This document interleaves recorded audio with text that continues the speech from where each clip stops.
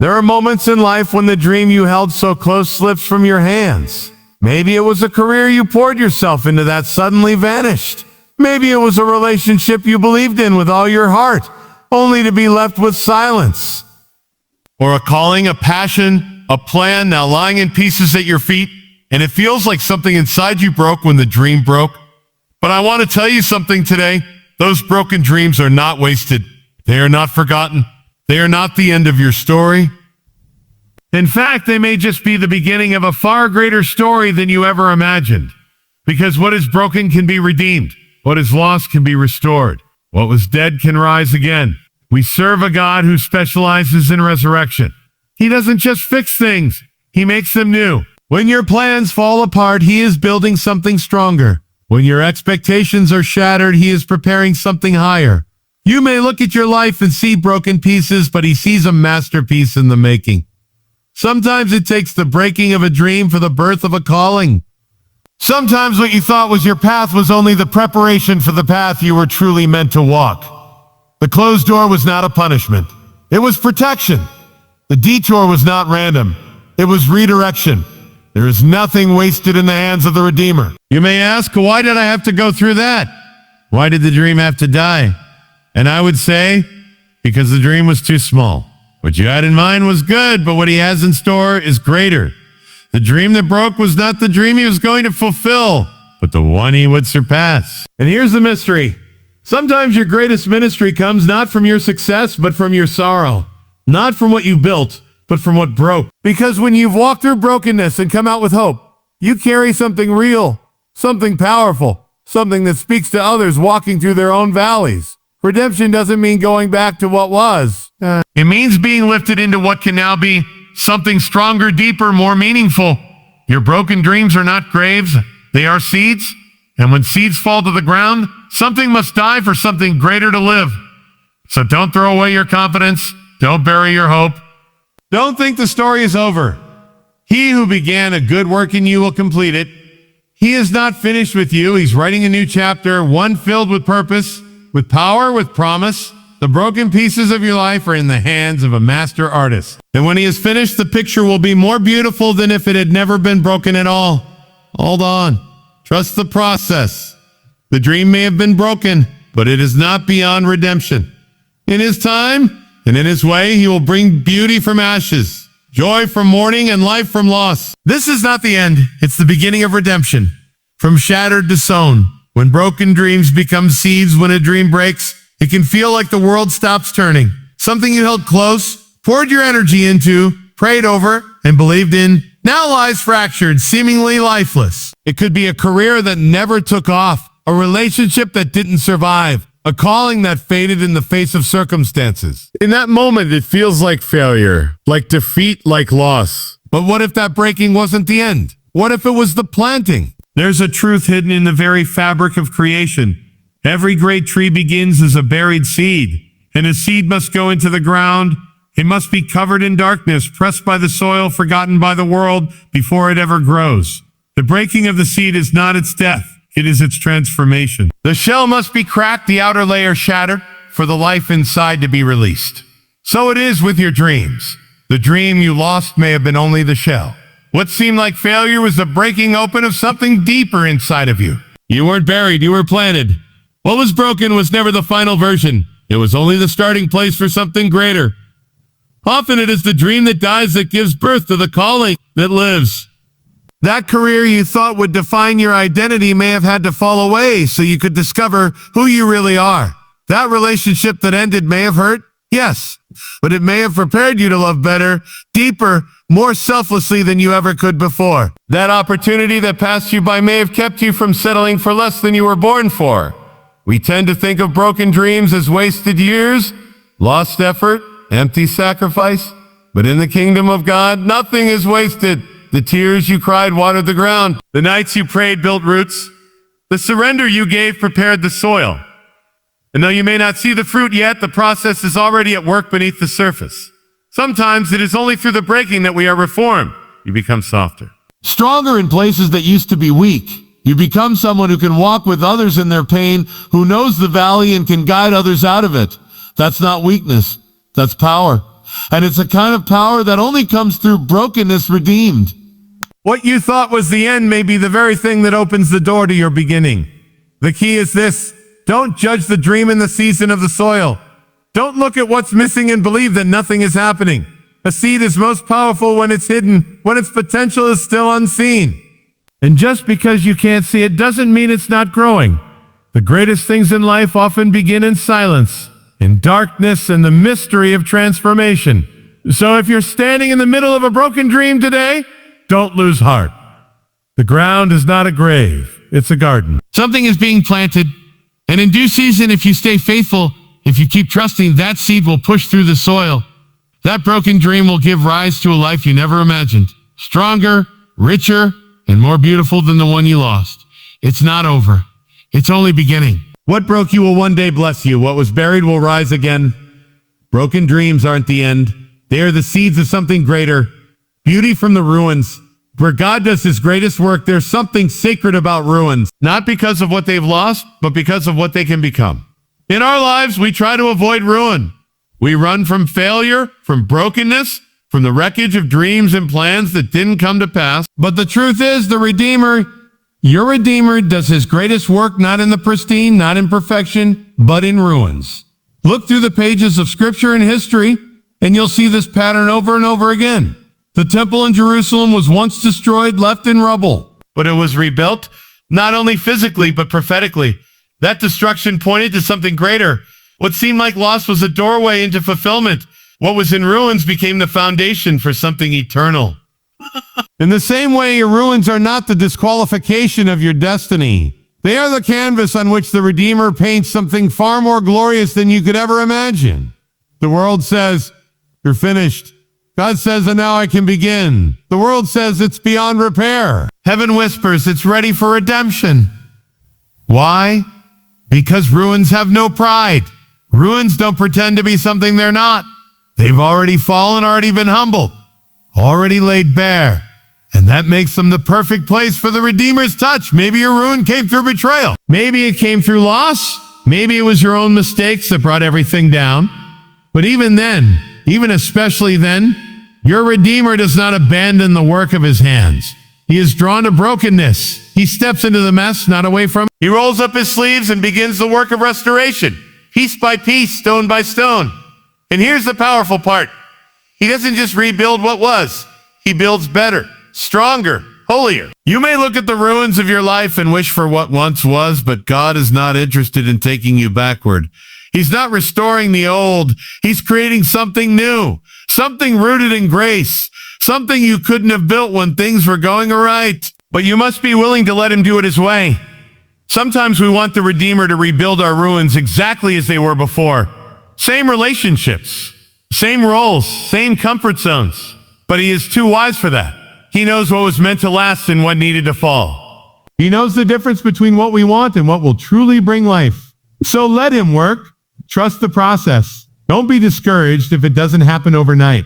Restoration takes time, and it's often invisible at first. Just like a foundation being laid, the most important work is done below the surface.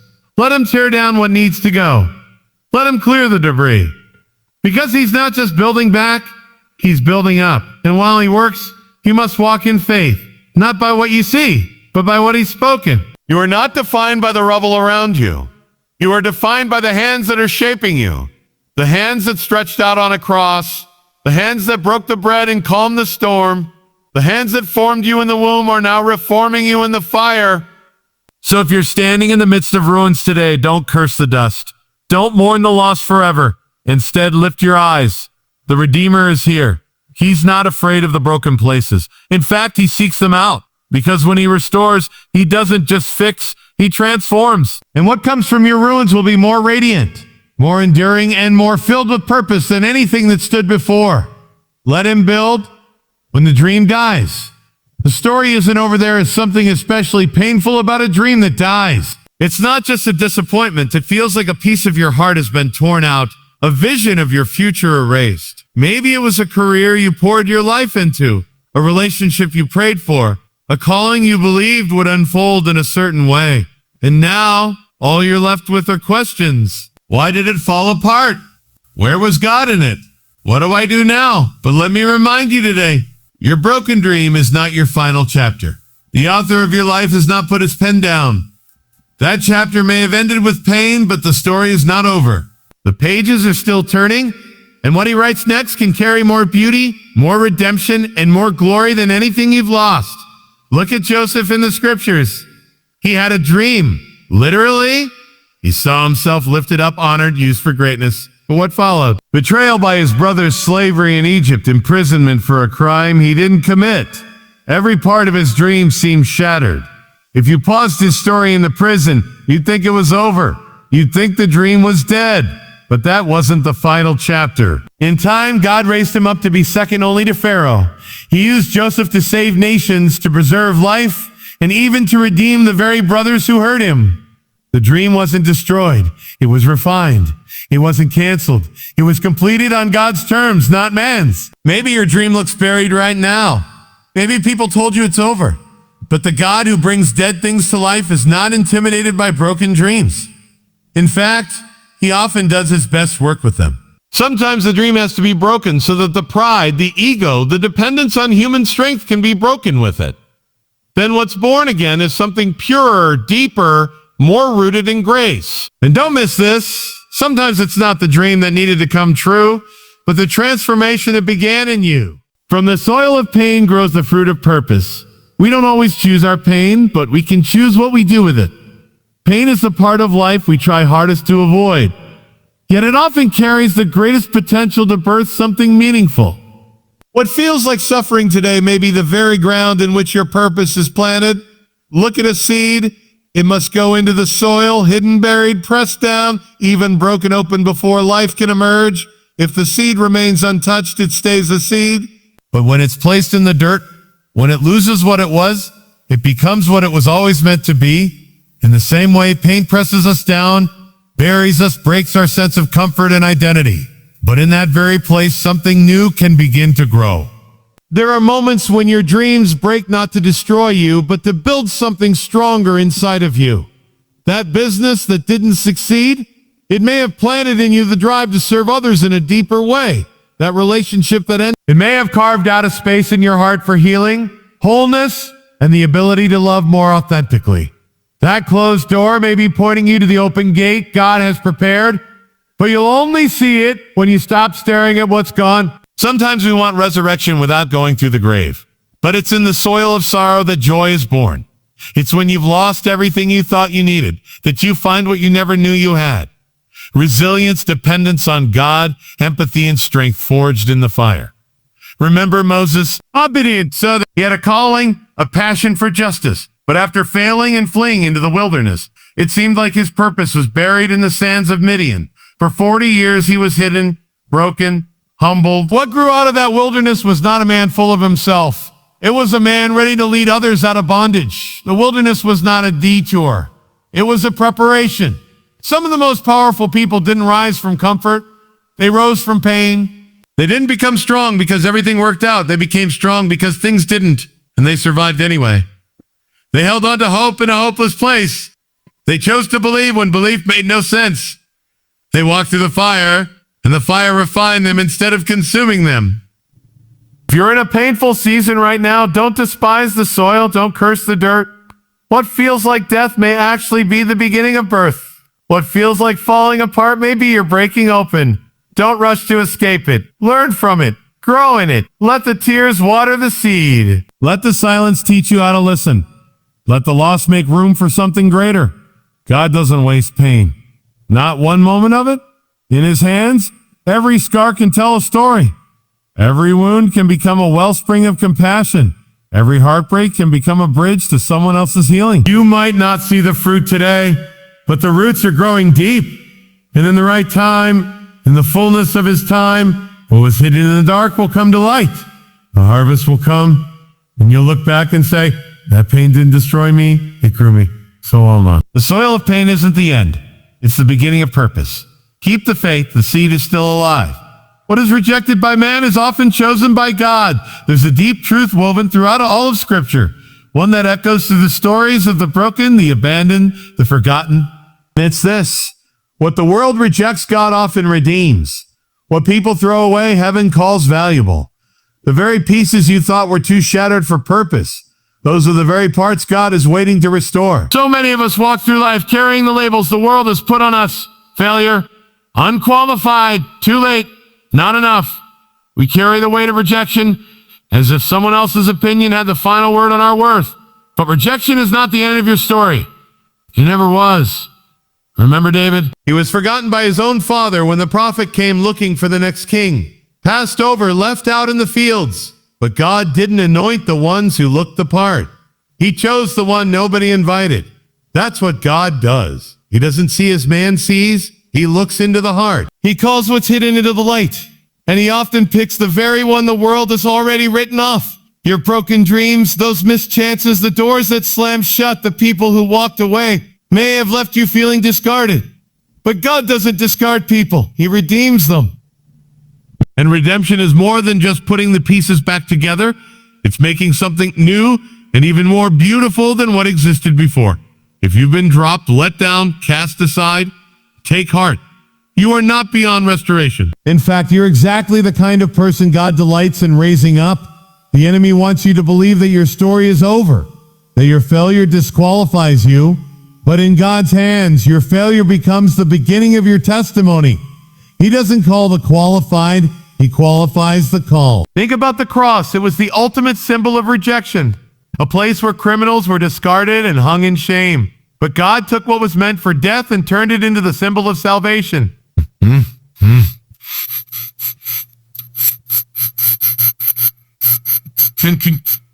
He takes the discarded and makes it divine. You may not understand why certain things didn't work out. You may be mourning a dream that never came to pass. But don't let that be the final word. You haven't seen what God is about to do. He's the God of reversals. He's the one who finds Joseph in the prison and lifts him to the palace. He finds Ruth in the ashes of loss and places her in the lineage of royalty. He sees you, not as the world sees you, but as someone full of potential and promise. God's restoration doesn't just fix what's broken, it elevates it. He doesn't bring you back to where you were. He takes you somewhere higher. His plans are not about returning to the past, but stepping into something greater. So don't count yourself out. Don't believe the lie that it's too late or too far gone. What was broken can be made whole. What was discarded can be reclaimed. What was lost can be restored. You are not defined by who left, what failed, or what broke. You are defined by who God says you are. Chosen, loved, redeemed, and called for purpose. Let the world say what it will. But let your heart be anchored in this truth. God restores what the world discards, and he's not finished with you yet. The hands that hold the world still hold you. There is something deeply comforting about knowing whose hands your life is in. When life feels like it's falling apart, when dreams crumble into dust, and the path forward disappears beneath your feet. What truly matters is not how broken things are, but whose hands are holding the broken pieces. You may feel like you've lost your way. Maybe something you were building fell apart. A relationship ended. A career path vanished. The dream that once gave you life now lies in fragments at your feet. But hear this. You are still in the hands of the Redeemer. When clay is on the potter's wheel, it doesn't always turn out right the first time. Sometimes the vessel collapses. Sometimes the form doesn't hold, but a master potter doesn't throw away the clay. He doesn't discard what didn't go as planned. Instead, he begins again. He presses, shapes, and forms it anew, using the same clay, the same material, only now with even greater intention. That's what your Redeemer does.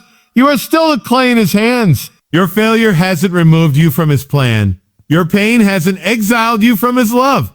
He hasn't turned his face from you, even if you feel like you've fallen too far. No, he's closer now than you can imagine. His hands are still on your life. Sometimes we look at our broken places and think they disqualify us. We see the cracks, the flaws, and we wonder how God could ever use us. But in God's kingdom, it's not perfection he's after.